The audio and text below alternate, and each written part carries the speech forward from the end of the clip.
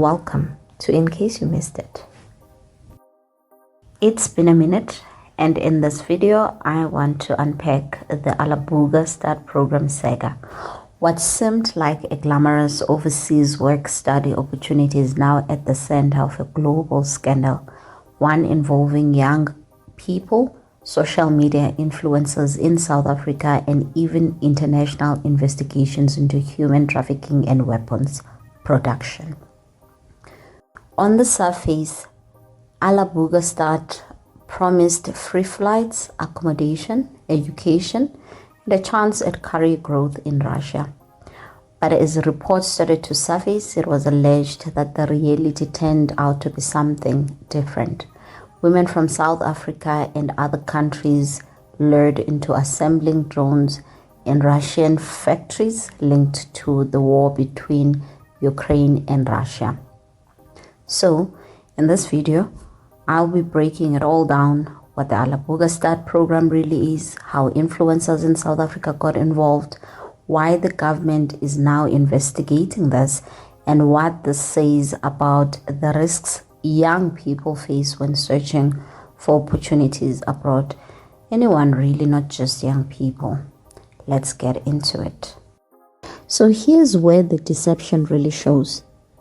Those adverts about hospitality operators or training programs, it is alleged that for most recruits that was never the reality.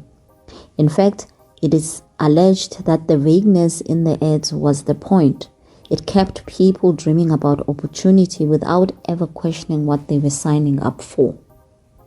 Instead of gaining skills in service industries or education, it is alleged that many recruits found themselves in drone factories, working long hours, often handling harmful chemicals, and earning far less than promised. And it is alleged that it doesn't stop there. These factories are actually based in the region of Tatarstan in Alabuga. Tatarstan is a zone that has already seen enemy attacks and bombings during the war. So not only were these young women misled about jobs, but they also ended up living and working in what is effectively a war zone, if it is true. Think about that.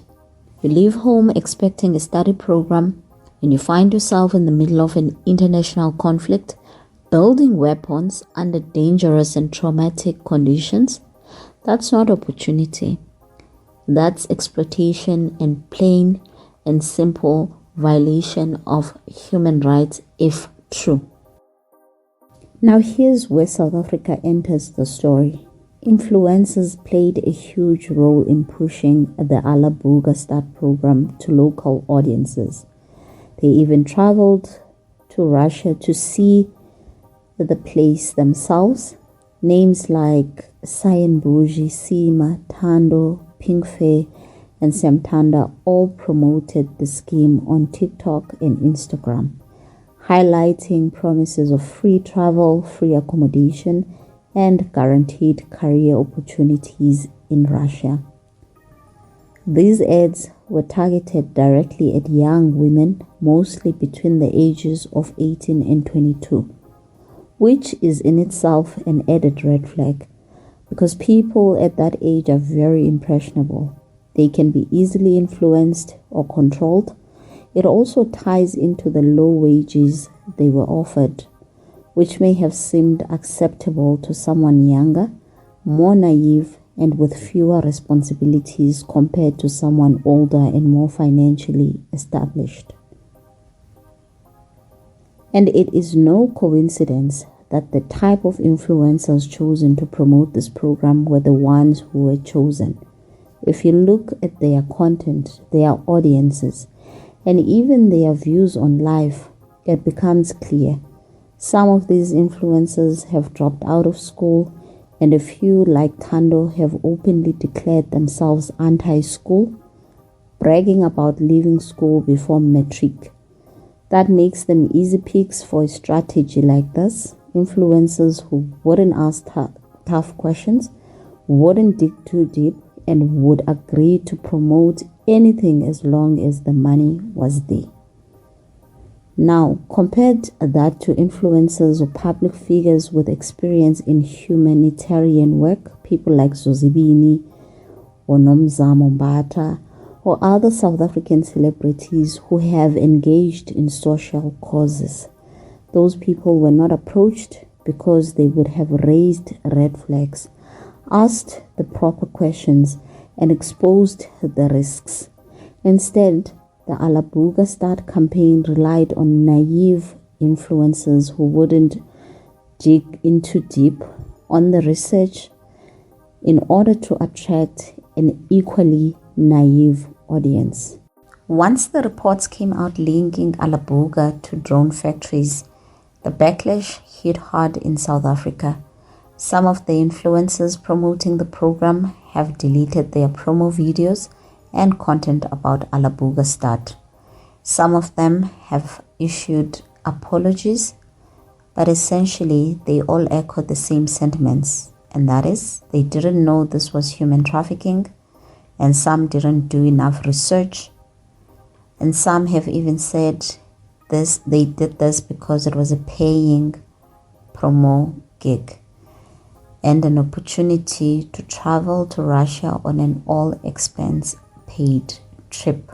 Could it be that they're sincerely apologetic, or they're issuing the apologies because as of August 2025, the South African government officially launched an investigation into possible human trafficking links. Now, while the South African government has officially launched an investigation, one can't help but wonder whether it will be fully transparent and thorough. South Africa has long-standing ties with Russia through BRICS, which raises questions about how much political and economic pressure could influence the outcome. How will this relationship affect accountability, and will justice be truly served for the young women who were misled and put at risk? The Alabuga Start Programme isn't an isolated incident. Just recently, 23 South Africans were rescued after being trafficked under false pretenses.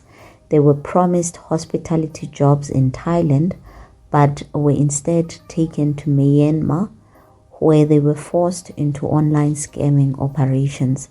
These individuals endured grueling 16-hour workdays, physical abuse, and unsanitary living conditions, surviving on spoiled food and contaminated water. They were among over 7,000 people from various countries rescued during a coordinated operation by Thai, Chinese, and Myanmar authorities. This case underscores a troubling trend.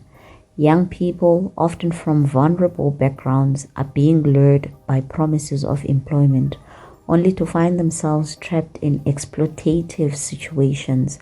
Whether it's the Alabuga Start Programme or the Myanmar scam centers, these incidents highlight the need for greater awareness and vigilance.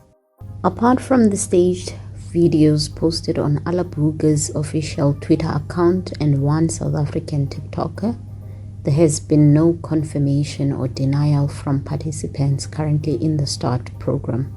And I must say, the silence is loud.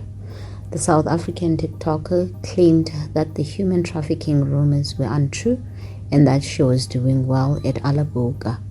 However, people quickly pointed out all the videos where she appeared to have visible bruises on her shoulder and neck while in Russia, leading many to doubt her assurances.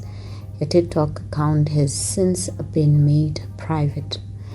In the staged Alabuga's videos, the young women are shown attending classes, and some appear to be working as cleaners, cooks, or bartenders. But what's becoming clear is that not everyone is placed in the same role. There may be those assigned to drone manufacturing plants, and those are the ones not being shown publicly. It would make sense, as any work tied to military weapons production would be highly classified. Please be vigilant when considering job opportunities abroad. Always research thoroughly, verify the credibility of the company, and seek as much information as possible before making commitments. Share this video to spread awareness. Your action could save a life.